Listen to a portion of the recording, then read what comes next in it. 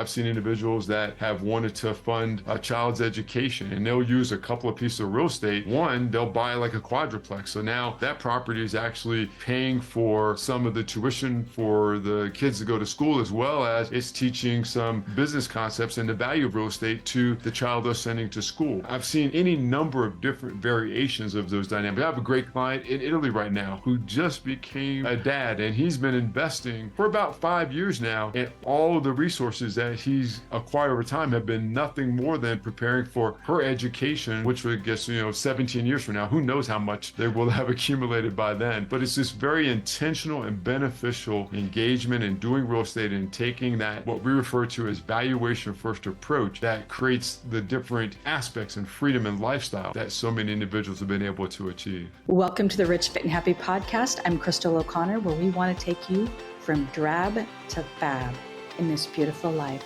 Let's go. Hello. This is Crystal O'Connor with the Rich, Fit, and Happy show. I just changed the name, by the way. For years, it was the Crystal O'Connor show or Crystal O show. And I've changed it because rich, fit, and happy, that's what we all want, right? Those three categories. And so because my program is starting to blow up, I thought I'm going to just bring the name right over to my podcast. So I brought on a guest today for a really good reason, because I share my story of when I transitioned from being an employee and a teacher and working in the TV advertising industry. The moment my life changed was when I got into real estate investing. And I share the story of me going into a workshop that I invested $500 in. And at the time, I was really struggling because I had 3 kids going to daycare. I was a single mom, newly divorced. And by the time I paid my house payment and my daycare bill, I could barely buy a loaf of bread. Wow. Yeah. And so I decided, based on one quote, and that quote was, can't remember his name. I don't know why I always forget this old man's name.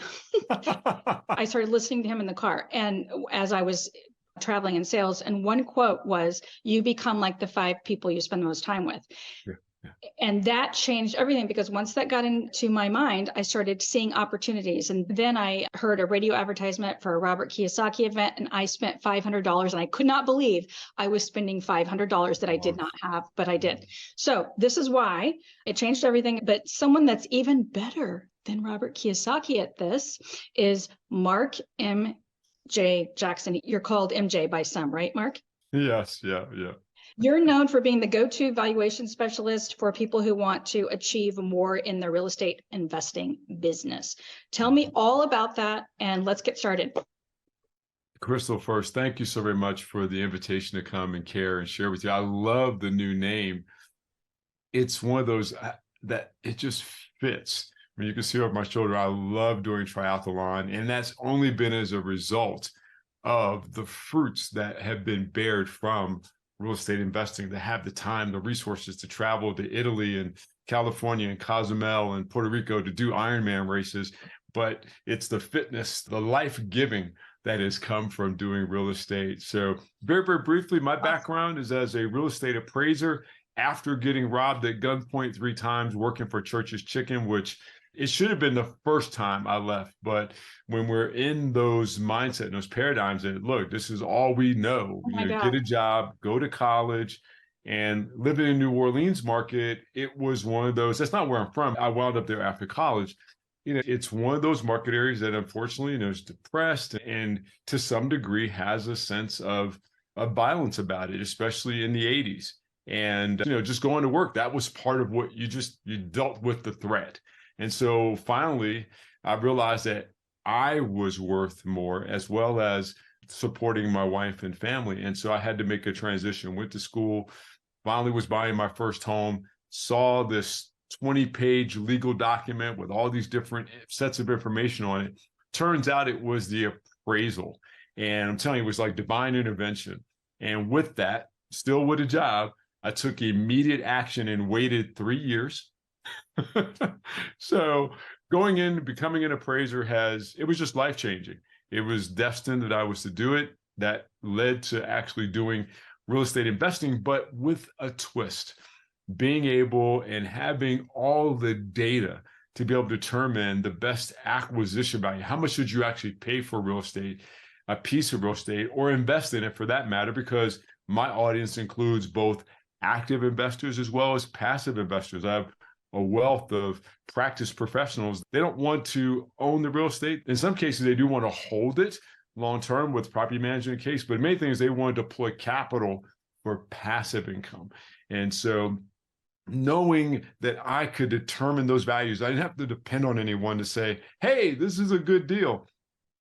I not only could see that for myself, but then have had the great fortune to be able to launch InvestorComps in 2006. And since then, have been able to serve not only clients domestically, but also internationally, knowing that they're going to make a profit when they buy. That has been my great joy. And we continue to share and teach that as part of our Virtual Investing Pro community, which we'll talk about some more later. But it's a joy. Thank you so very much for having me. I'm glad you're here. Okay, so you started out in appraisal and then you transition. So you've basically taken what you learned from appraising properties into basically buying them yourselves. Tell me this. How much did you flip properties in the beginning? Oh Or did you buy gosh, and hold? it's been hundreds. I've flipped hundreds of properties going back to 2004, and then been able to successfully do that in 21 different states, because the principles that we utilize in valuation, they port from market area to market area. Those are the states I've done deals in through InvestorComps. We've served all 50 states as well as, well, Hawaii is a state. So let me make sure. So Guam, Puerto Rico, the territories as well. It's been more than I could have ever dreamed of. It really, really has. Wow. And so you've probably been in Florida, huh?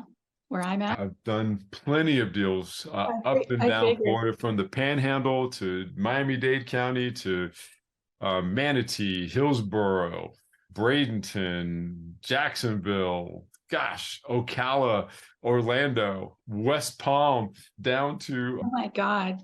well, all over Florida. And it's had its, ebbs and flows and different dynamics. But as long as you know that you're taking a valuation first approach the way we teach it, because here's the thing, Crystal, even when you were going through that Kiyosaki class, you're learning about real estate, you're getting dynamics, and no doubt there's plenty of success to be had.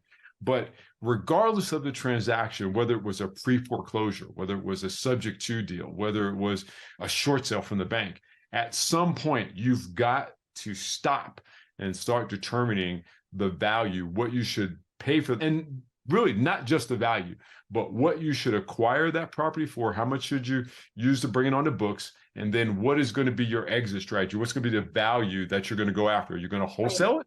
Is it going to be a fix and flip? Or is it going to be a long-term hold? So now you're looking at what type of income can be produced for that property, regardless of the transaction. You have to get to the valuation component. And that is what I've had the great fortune to come to real estate investing, but then share that with so many people domestically and internationally. We've got clients in Italy, we've got clients in South Africa, South America, we have clients in Israel, we have clients in Canada, we have served folks in Asia, we have active clients in Australia. InvestorComps. So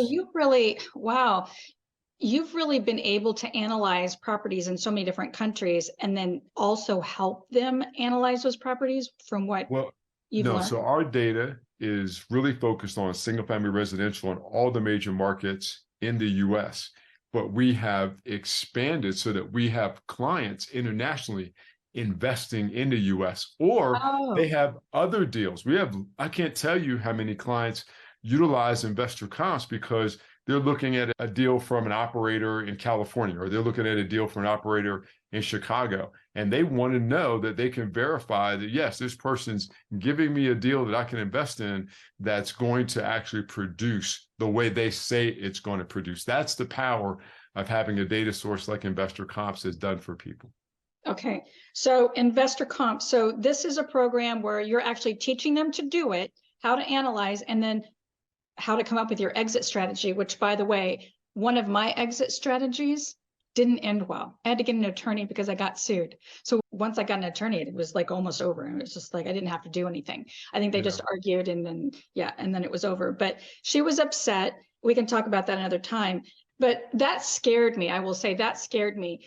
And there's a lot that you need. And I didn't feel like I had everything that I needed. I was thrown a bunch of information. I even had a mentor, but that mentor spent like 2 days with me. We assessed properties and then he was Right. kind of gone. Right. And then I was like, ah. And so it was just a lot. So when I went to get my real estate license and sold commercial, I was hoping to get access to investors. But then '08 happened and I was like, I'm out. I'm going to do what that girl was doing at the front of the room. She was teaching it. She was teaching it. I didn't teach real estate. I decided to teach marketing. Yeah. But it was scary, is what I'm saying, Mark. Like I started dipping my toe in the water and taking action. And then I got scared because of legalities and things like that. So Yeah. how do you help in these situations? And it sounds like you have a pool of investors that you help people with.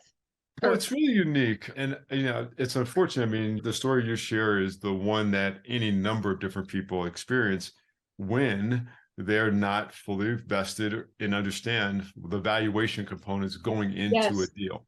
Yeah. And so, yes, I've heard that, but I also tell people, even when they first engage with this, real estate is not for the faint of heart. And it really just shows your fortitude and your strength that you saw that through, got the counsel that you needed, whether it was, on the front end or on the back end, but that just speaks to you weren't willing to wilt away. You got the help that you need to move forward. So kudos to you for being strong. You demonstrate that you weren't going to be faint, that you were going to pivot and get where you had to go. But here's some of the basic dynamics. Let me give an example of what it was like for myself doing investing and then what we do for other people. So early on, I had been an appraiser for a little bit and we were doing subject to deals. We got a lead from an I Buy Houses site. I called the lady up who's now living in Texas. I'm in Georgia. She has a property in Georgia that she has since moved away from. Her daughter was renting it, and then the daughter was transitioning and moving to another property. Her husband's a long haul driver, and basically she needs to let go of this property. I was talking with her and I said, well, basic dynamics of subject to, I can buy the property for what you owe on it. Okay. But I will need you to bring the taxes current, stuff like that. But then I would just take over the payments. Well, she was under the impression that this property was worth about $150,000. She owed roughly about $125,000 on it with the existing mortgage, which was really a good mortgage, only like at that time about a 6% mortgage. Well, we could see on the data side that with just a little bit of fixing up, this property is worth about $210,000. So that's a much, much more substantial valuation play than the owner was aware of.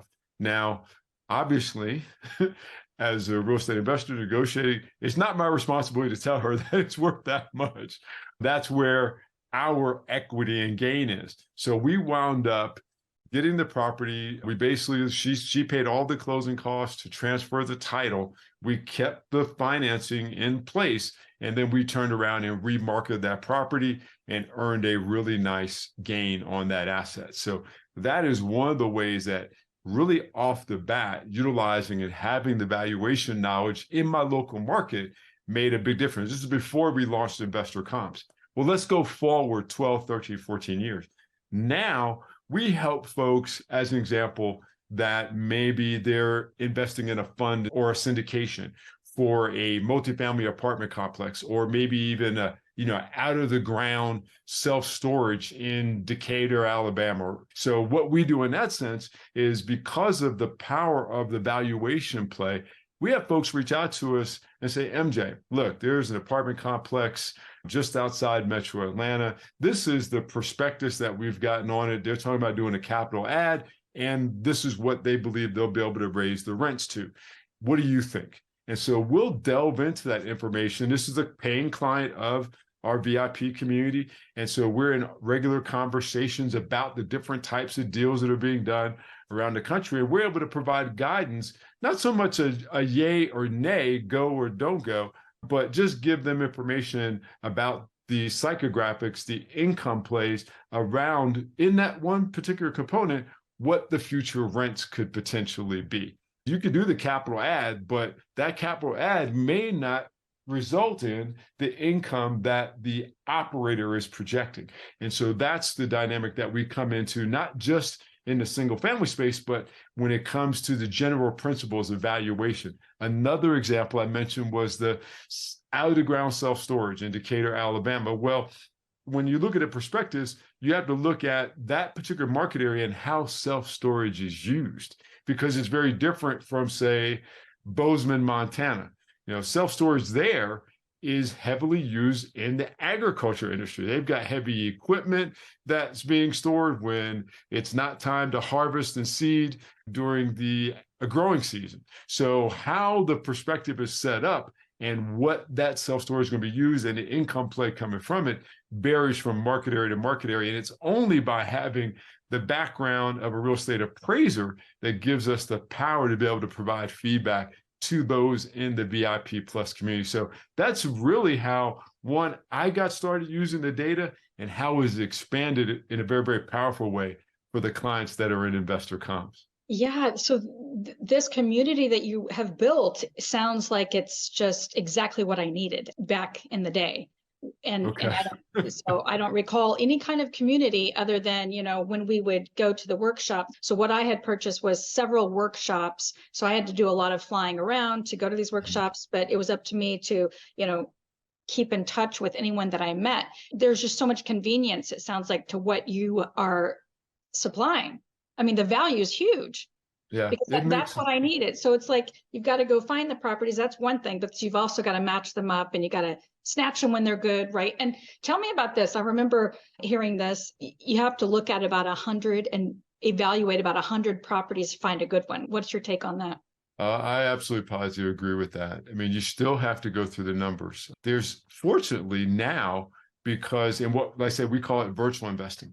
It's a dynamic where I've got folks, I just visited some clients. I was in the San Diego area and we deploy a lot of capital for them in my real estate development company. And so the amounts of capital that you want to deploy in the Southern California market is, you could do one deal for $750,000.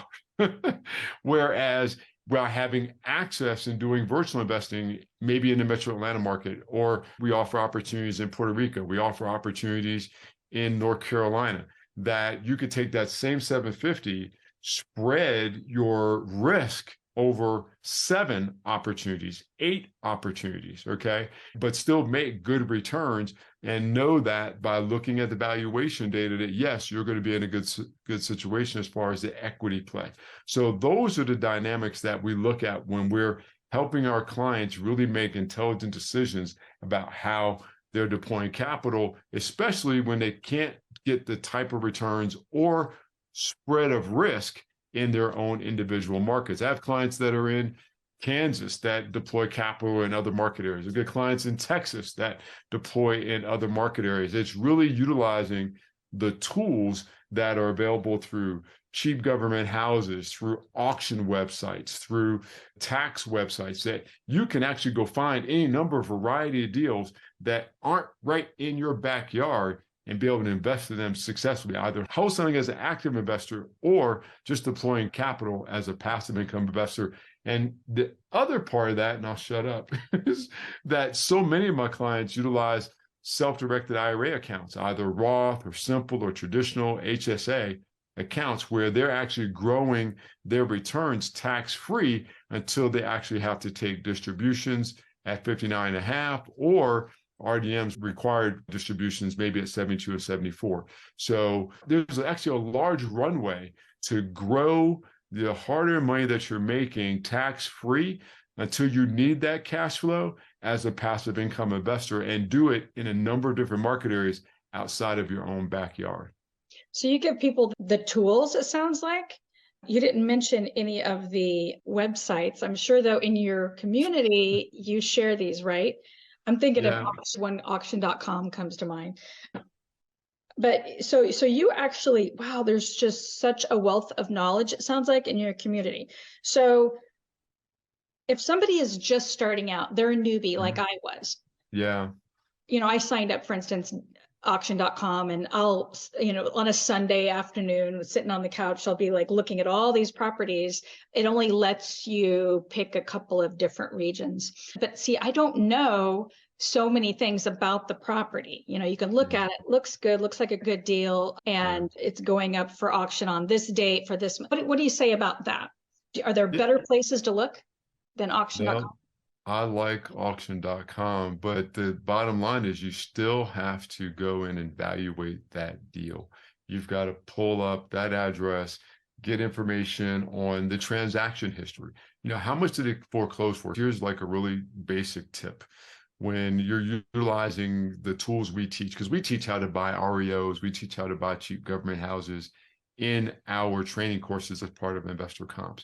And one of the things that we teach is that you never want to, in very rare occasions, pay more than what the bank foreclosed on the property. Well, you're not going to see that on auction.com. You've got to go and get the real estate valuation data, the transaction history, in order to be able to see that.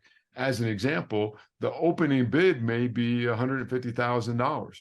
Well, if the bank foreclosed for 100, you're already gifting the bank back another $50,000. Oh, One of our general principles is we will not enrich the banks. We will only pay the as banksters, much as they foreclosed on it, right? and that's it. There are some occasions, but the exceptions are very, very few. And the data, again, would determine if we would do that. And again, that's just an example. The margin, it might be closer. It might be 125 and they foreclose for 100 or whatever the case may be. But the general principle is, in terms of the teaching, you just don't want to enrich the banks any more than they've already been satisfied by foreclosing back on the property. Yes. And so you could really, people can make a lot of big mistakes like that if they don't have the knowledge. So this is what you equip them with. And then, of course, the tools. So do you feel like for someone just starting out that you would suggest a buy and hold property or a flip property? Or is it all That's a good relative? question. That's a great question, Crystal. And again, as we get to know folks that come and join the VIP Plus community, we look at what their circumstances are. We have conversations, we build relationships throughout the community and really see what's going to be the best thing for a person getting started. And that person getting started may be, again, one of these practice professionals that we serve, or a referral. I'm meeting with a gentleman playing golf on Thursday who has plenty of capital to deploy. So how he gets started is not going to be as an active investor. But for the same token, we have a lot of folks that come to us like this. I'm looking to do my first real estate investing deal. And so that very well may be a wholesale deal or a fix and flip based on what resources they have available: time, energy, proximity, capital, things of that nature. But what I really like to do for the active investor, I'd like to teach the idea of buy two, sell one. Buy two, sell one. And what I mean by that is this: you get in a position where you're basically acquiring a property that you're going to wholesale, that's going to generate some cash. Okay. But then you also identify a property that's going to be part of your wealth building portfolio, because wholesaling is ongoing. You're only as good as the next deal you do. However, if you're getting a piece of property and you're positioning it, partnering with someone, helping you with the acquisition of it, then you can cash flow the asset and later apply leverage to it and then let it fully amortize and take advantage of all the benefits that real estate investing offers, and depreciation and tax and the income that comes along with it. So buy two, sell one is a strategy we recommend. But again, everybody comes to their real estate investing a little bit differently. And we just want to be in a position where we can seek to understand and then guide the direction that they want to go in. That's amazing. Okay, so buy two, sell one. Yeah, that's worked really, rules really to live well. by, right? Yeah. Mm-hmm. Okay. So one thing that you said in the beginning, that you said it, but we didn't really expand on it. You just kind of like slid it in there. And that was that you were held at gunpoint at a Church's Chicken more than once. Yeah. I'm And the reason ashamed to say it. I don't really, you're what? You're ashamed? I'm ashamed to say it. I mean, it should have been just one time, but I see what you're saying. Okay, I see what you're saying. Yeah. So that life-changing moment, the reason I bring it up is because we all have this moment where it just changes everything. And you left and you mentioned the word safety. That's why I tell people that don't like the word rich, or they don't necessarily, I hear, not from everybody because I run in different circles, but I do hear things in one particular circle I call them, they like to ride the struggle bus in life, but they're not all about the money. I'm just not all about the money. I don't care about money. Well, here's the thing. The number one thing that I know about money is that it gets me safety. I live in a country club environment with a gated community. That makes me feel safe because I'm single. I have my little dog that barks at my Amazon driver a lot, but like still, I mean, I need that. And women, we just need that maybe even more than men, but you knew that's what it took for you to make a change. And so safety is a big deal for women, and money can get that for you. I mean, it changes everything. So here's where I'm going with that. So it sounds like you create kind of like a safe environment for women. Do you have a lot of women in there? We do. We have, gosh, maybe almost half. Oh, are you kidding? Oh, that's good. Are they seeing the same success? Do you Oh, feel, absolutely. and do you feel like Actually, sorry. no, go ahead. Let me let you finish your question. Well, I asked 2 and 3 before I finally stopped, don't I? Do you feel like they have the same fearlessness as men, or does it seem different with some of their decisions? I'd say it's really equal, given the tools that we provide and the training that we engage in. Everyone just takes action based on the space that they're in, but we make it reasonably intuitive on how to go forward. There's really no roadblocks, especially with the power the internet gives you when you have good data available. And again, I just like building relationships.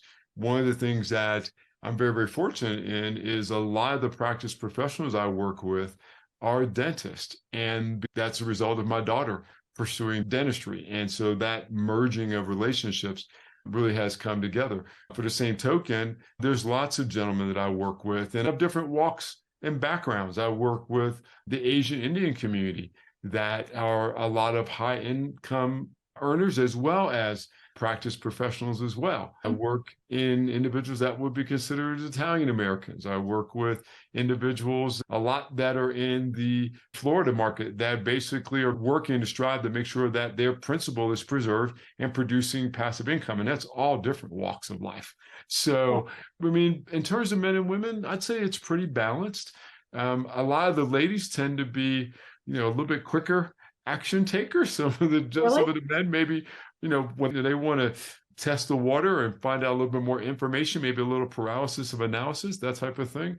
But I will tell you, Crystal, the thing about making that transition back in the 80s was one that, it was just a final wake up call. And, you're very, very young, but you just get to a point where you're worn out. And in some cases, actually, for lack of a better phrase, afraid. I still had to go back to work. It wasn't like that was the third time and I could just walk away. And I really didn't have any control over whether or not it was going to happen again. Actually, we did get robbed 4 times. I just happened to be on the roof putting a banner out, little prices, big pieces. So I missed that one being behind the counter.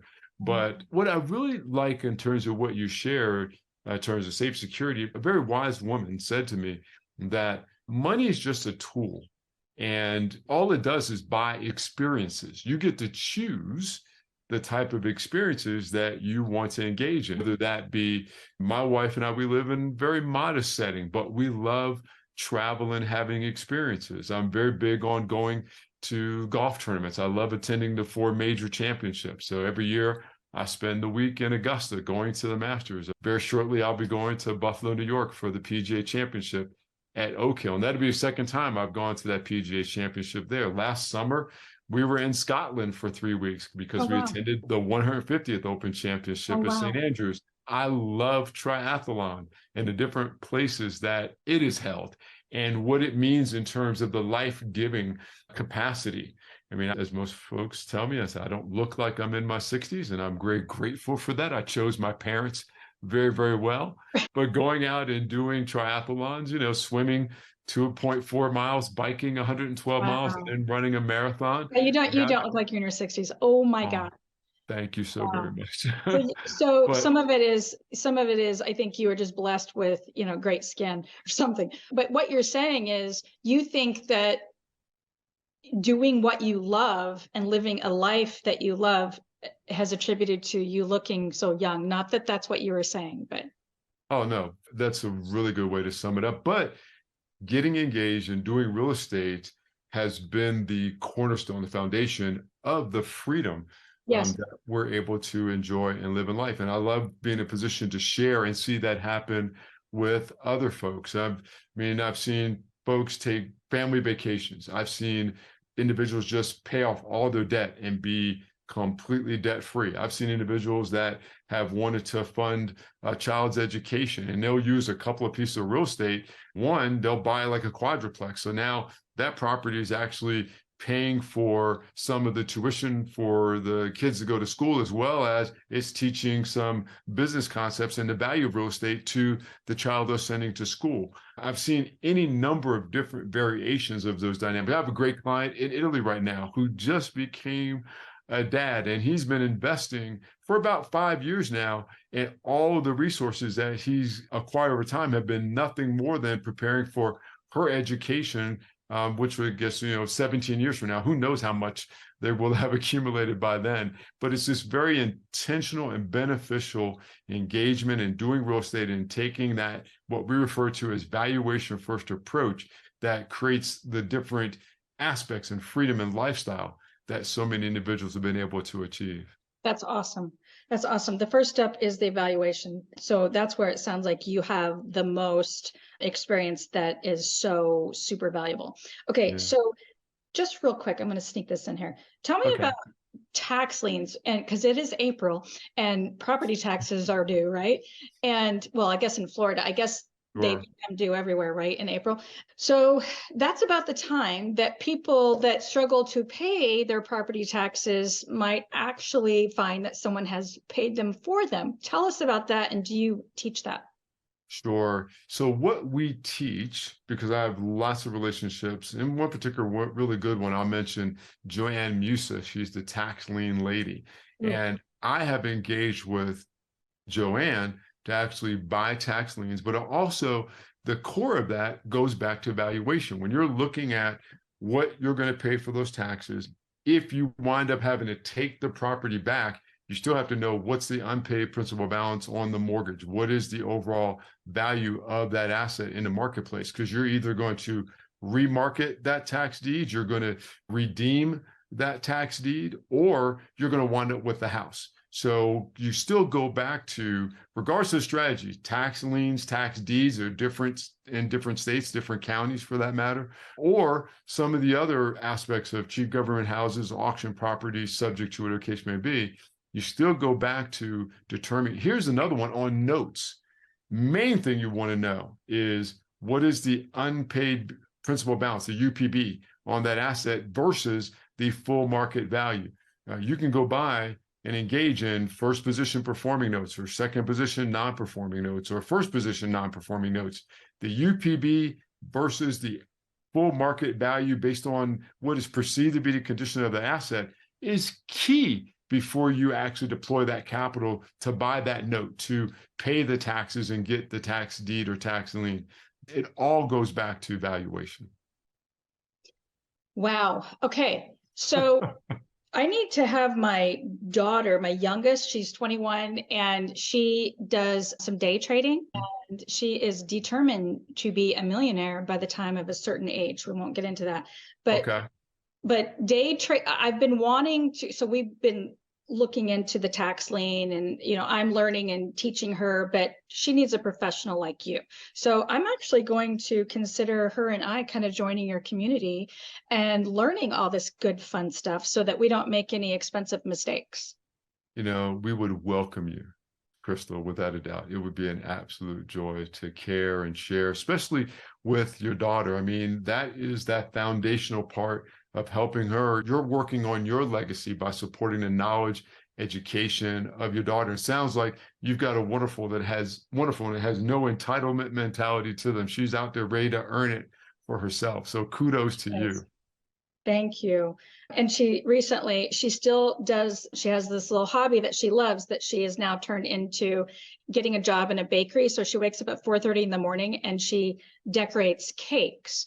So I remember recently, yeah. And so she does that like sometimes till 3 p.m. It's just one cake after another. But I like to talk to her about like, okay, so think about this. So this bakery is so busy with cakes and they're just, throwing these cakes at you. Who's taking the order? So I ask her about all the systems within.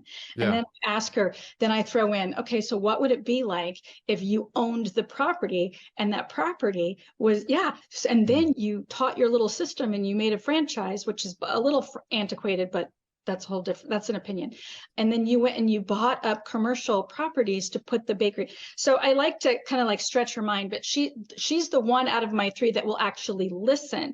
The other two have their own thing, but it's, she is taking after me, but yet she's the least like, because she's an introvert, but introverts have a superpower. Did you know that most actors and actresses are introverts? I would have never guessed that. Yeah, it's so, true. So I think what it is that introverts are listening and they're soaking things up. And because, I'm an extrovert, so I'm always talking. People, you don't usually guess what's going on because it's coming out of my mouth. But I think she would soak up the knowledge even more than me because I do more talking than maybe listening. But I can learn from her. So I'm excited because I've been wanting to find a community like that for her and for me as well. But I want to say, I'm going to wrap this up and say thank you so much. And by the way, check out Christopher Liu. That's a good connection for you. Okay. And maybe get on his podcast. So I'm going to be on his podcast as a guest in about 30 minutes, but he was a physician surgeon that became a real estate investor. So like he has a wide range of knowledge and perspectives, but it literally led him to leave his specialty. I mean, that he spent years and years, but yet he still wanted that freedom because a lot of doctors don't have that. They don't have that freedom. They've got the cash, but they don't have the time to really enjoy their life. And that's really sad. That's why they needed to be the bank and just earn passive income. Yes. Yep. That's right. That's right. Is there anything else you want to add? I want to, by the way, send anyone to themarkjackson.com. That's where they connect with you, right? That is correct. Yeah. And learn more. Okay. Yep. Okay. Anything else you want to finish up with? No, Crystal, it's been a joy. I'm excited to have had the opportunity to be extended the invitation to come and care and share with you. I love the name of your podcast and what it means for those that are aspiring to be in that space or those that have achieved it, and we'll have the opportunity to share their stories as well. It's been my absolute pleasure. I can't thank you enough, and just know that I will reciprocate as well. For those that may want to just get some more information about the VIP Plus community, and I know you'll put this in your show notes, it's just vip.investorcomps.com.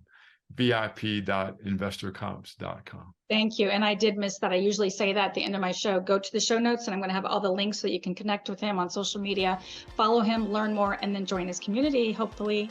Bye, Mark. Everybody have a great day. There you go. Blessings and joy.